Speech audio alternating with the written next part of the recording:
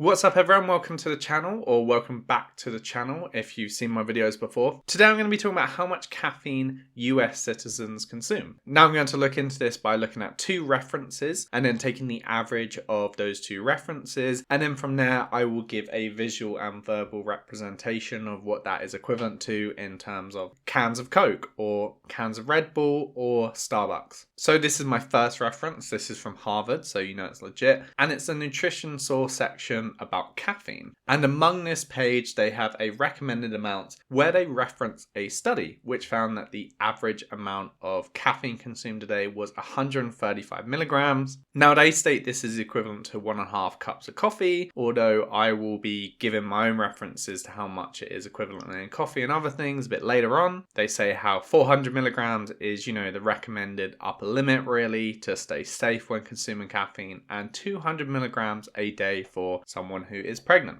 So that's the first reference point, 135 milligrams. Let's see our second reference point and see what that says. So the second reference point will be beverage caffeine intakes in the US. This is a study and it found that the average caffeine intake was 165 milligrams. Now it's interesting to note that 50 to 64-year-olds were having 226 milligrams a day. I guess they need that extra go-go juice. And the 90th percentile, which is the top 10% of caffeine drinkers, had an average of 380 milligrams a day, which is quite a lot of caffeine and quite near that upper limit actually. So now we've got our two references. What is that equivalent to? Well, we've got 165 milligrams and 135. If we want to take the midpoint, that's about 150 milligrams a day. So let's work on that. Now, in terms of a can of Coke, when I looked into the caffeine in a can of Coke in the UK or US, it seemed like it was the same. So I'm going to base my fear on that. The same for Red Bull as well. So first of all, a can of Coke has 32 milligrams of caffeine, 40 milligrams for Diet Coke, but let's go with 30 milligrams just to make the maths a bit easier. So our average is 150 milligrams of caffeine a day. 30 times 5 is 150 milligrams, so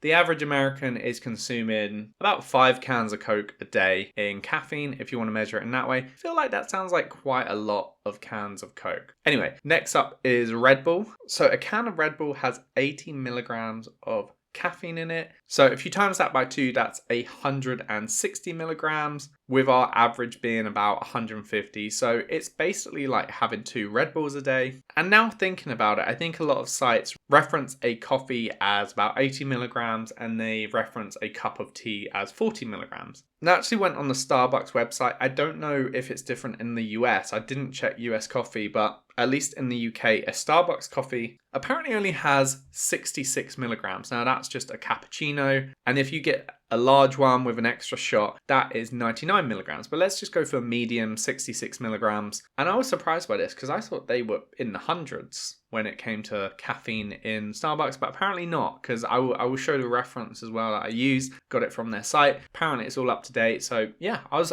kind of shocked by it, but 66 milligrams in a cappuccino, times that by 2, you're at 130 milligrams. So we're looking at between 2 and 2.5 cups of Starbucks coffee a day in terms of US consumption of caffeine. Now I feel like when you lay it out as 2 cans of Red Bull, 5 cans of Coke, or 2.5 coffees, to me it sounds like quite a lot, but I think I was also shocked because I thought coffee had more caffeine in it. So to be honest, I thought the caffeine intake would be a lot higher from coffee, but it's a lot less. That was a surprise finding for me. In terms of the average American having about 150 milligrams a day, I mean, I guess that is kind of high, but also people in the UK have a lot of tea as well, and that has 40 milligrams in it. So yeah, I don't really have any real conclusions. I'm surprised that coffee is not as strong as I thought it was. And yeah, that's how much caffeine is consumed by the US. Make of it what you will. Let me know what you think. And yeah, thank you for watching the video. I appreciate it.